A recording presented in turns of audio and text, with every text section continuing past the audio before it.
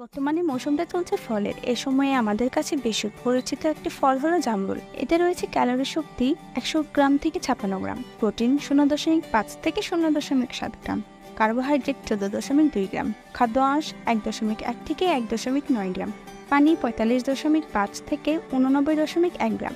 এছাড়াও calcium, magnesium, phosphorus, iron, sodium, potassium ইত্যাদি রয়েছে। উপকারিতা: কোষ্ঠকাঠিন্য দূর করে। এটি আছে প্রচুর পরিমাণের ফাইবার যা কোষ্ঠকাঠিন্য দূর করতে সাহায্য করে। ক্যান্সার প্রতিরোধ করে।